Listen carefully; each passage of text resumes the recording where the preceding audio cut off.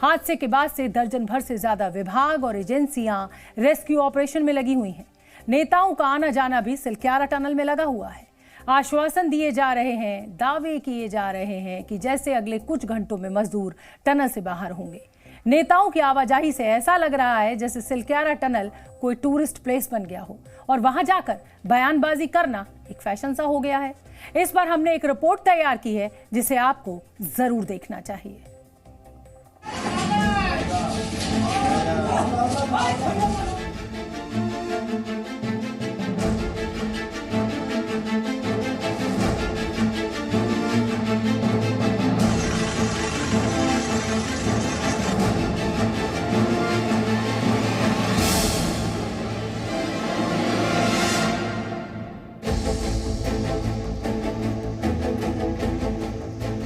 इकतालीस जिंदगी बचाने के लिए रेस्क्यू टीम दिन रात लगी हुई है, लेकिन रेस्क्यू ऑपरेशन के 16वें दिन मुख्यमंत्री पुष्कर सिंह धामी ने एक खास जानकारी देशवासियों को दी। काफी प्रयास सभी ने किया है। इसमें हमारे जो कटर हैं, काटने वाले हैं, उन्होंने आगर मशीन काट के पूरी निकाल ली है। आगे का कुछ पाइप का हिस्सा भी टेढ़ा हुआ है, वो भी नुकसान हुआ है, उसको भी काट के बाहर निकालेंगे। उसके बाद ड्रिलिंग का काम और पुशिंग का काम शुरू होगा। हम उम्मीद करते हैं कि जल्दी जल्दी ये काम पूरा होगा। देश को इंतजार तो टनल में फंसे मजदूरों के बाहर निकलने का था, लेकिन उन्हें जानकारी मिली ऑगर मशीन के मलबे को बाहर निकालने की। पिछले 16 दिन से सिलक्यारा में यही सब चल रहा है। नेता मंत्री टनल साइट पर पहुंचते हैं, मजदूरों का हालचाल पूछते हैं, फिर मीडिया के सामने आकर दावे करते हैं कि बस ऑपरेशन पूरा होने ही वाला है और मजदूर टनल से बाहर आने वाले हैं। हमारा पूरा प्रयास है कि मजदूरों को जल्दी से जल्दी निकाला जाए। उनसे मेरी बात हुई, उनका मोराल हाई है। वो भी समझते हैं कि उनके लिए पूरा प्रयास किया जा रहा है और हम सब तरह के विकल्प देख रहे हैं कि उनको जल्दी से जल्दी निकाला जाए। आपके एक्सप्रेशन से लग रहा है सर बहुत अच्छा हो रहा है। Oh yes I can say that. बिल्कुल अच्छा है, बहुत अच्छा है। 39 तक हम पहुंच गए हैं। 39 sir ji major breakthrough sir. जी हम पहुंच गए हैं और उम्मीद रखते हैं सब ठीक होगा। I spoke to them, all of them are in high spirits. Let us hope that we will be able to celebrate Bagwal with them. Tunnel में फंसे लोगों के परिजन अपनों को लेकर फिक्रमंद हैं, लेकिन घटना स्थल पर पहुंचने वाले मंत्री और नेताओं से उन्हें सिर्फ आश्वासन ही मिलता है, जबकि जमीनी हकीकत आपके सामने है। रेस्क्यू ऑपरेशन अपने अंतिम चरण पर है और आप सब जानते हैं कि उस रेस्क्यू ऑपरेशन में भारत की सरकार, माननीय प्रधानमंत्री जी प्रत्येक दिन किस प्रकार से हमारे अंदर जो मजदूर भाई हैं उनको भोजन सामग्री से लेकर अनेकों प्रकार की जो कठिनाइयां उनके सामने आ सकती हैं, उन सब के बारे में जानकारी देकर उसके निदान को लेकर और सुरक्षित रूप से उनको बाहर निकाला जाए, रेस्क्यू किस तरह से चल रहा है, उस सारी जानकारियां प्रत्येक दिन लेते हैं। और पूरी एजेंसियां भारत सरकार की हों, राज्य सरकार की हों, सब मिलजुल कर इस ऑपरेशन को चला रही हैं। जल्दी ही हमें उम्मीद है भगवान की कृपा से कि जल्दी से जल्दी ये ऑपरेशन पूरा होगा, हमारे मजदूर भाई सभी बाहर आए। अभी भी मजदूर कब बाहर निकाले जा सकेंगे, इसका पुख्ता जवाब किसी के पास नहीं है। रेस्क्यू ऑपरेशन में लगी एजेंसी और कंपनियों के प्रतिनिधि शुरुआत से ही इस बात पर जोर देते आए हैं कि अगर ऑपरेशन में कोई दिक्कत नहीं आती है, तभी मजदूरों को बाहर निकालने के बारे में सही जानकारी दी जा सकेगी।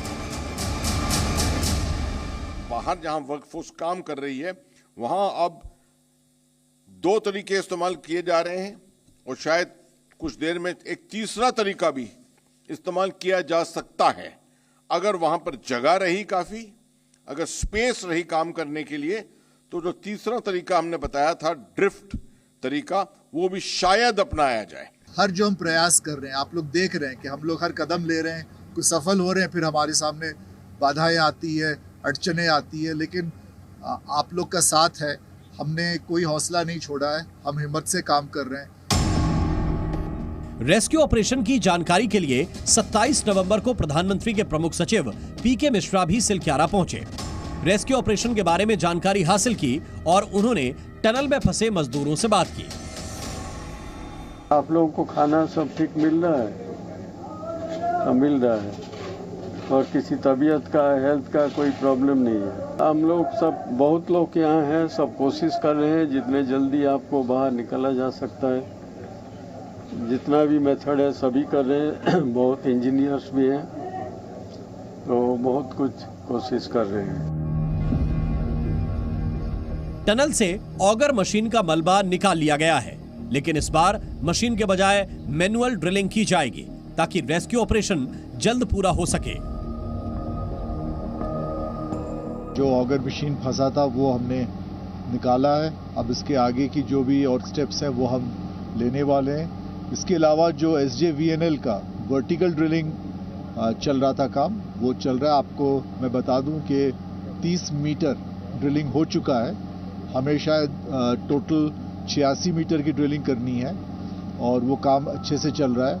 थोड़ी बहुत उसमें पानी आई थी, उसको हमने डीवाटरिंग की है और कुछ अभी कुछ पत्थर आ रहे हैं जो कि थोड़ा सा कठिन काम है, लेकिन वो भी हम ड्रिलिंग करेंगे। ये काम बिल्कुल ट्रैक पे है। पूरे देश को एक पुख्ता जवाब का इंतजार है कि मजदूर बाहर कब आएंगे। अब सिर्फ आश्वासनों से काम नहीं चलने वाला।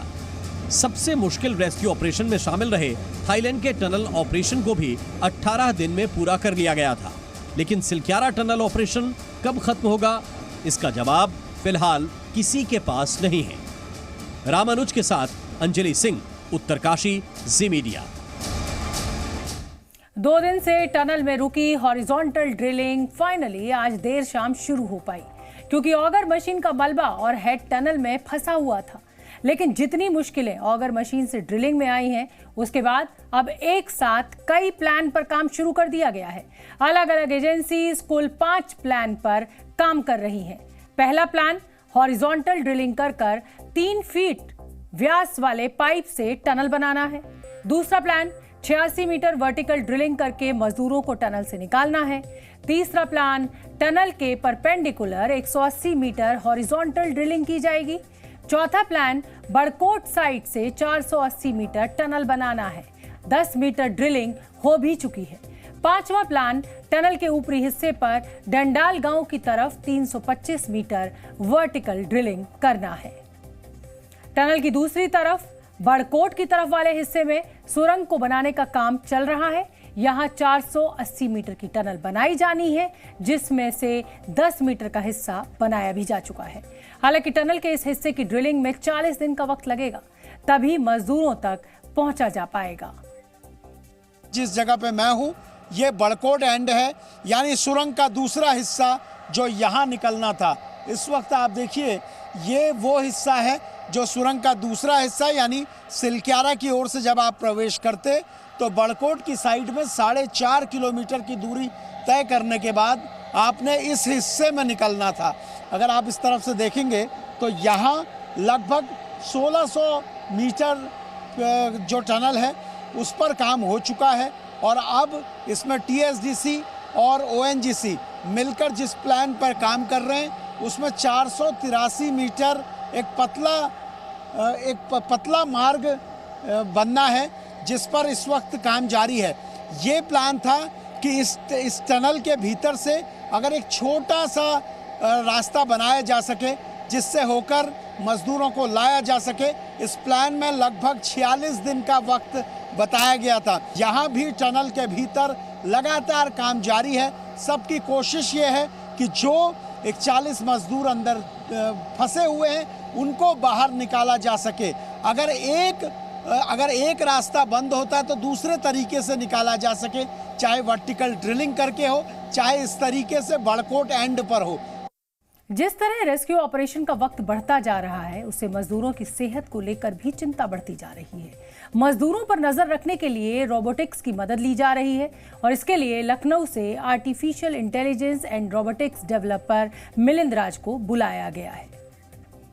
टनल में फंसे 41 लोगों को बचाने के लिए अब आर्टिफिशियल इंटेलिजेंस का भी इस्तेमाल किया जा सकता है। मिलिंद राज हमारे साथ है, जो लखनऊ से आए हैं, रोबोटिक साइंटिस्ट हैं, और उनसे समझते हैं कि यहाँ पर किस तरह से मदद करेंगे आप मिलिंद यहाँ इस रेस्क्यू ऑपरेशन में।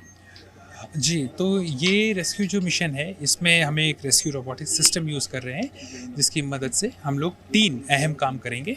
पहली चीज़ होगी अंदर जो लोग फंसे हैं उनसे 24/7 कम्युनिकेशन लिंक स्टैब्लिश करेंगे जिसकी मदद से उनके ऊपर कोई भी बिहेवियरल चेंज होता है, अगर हेल्थ इश्यूज़ होते हैं तो उसको हम डायग्नोस कर सकते हैं। दूसरा, इसके जहाँ पे नेटवर्क भी नहीं आता है वहाँ पे हम लिमिटेड एक्सेस इंटरनेट सर्विस देंगे। तीसरा, अगर कोई अंदर प्रेजेंस ऑफ हजार्डस गैसेज होंगी हम लोग उसको भी डिटेक्ट और डायग्नोस करेंगे। ये अपने आप में पहली बार इस तरह की चीज़ डेवलप करी गई है।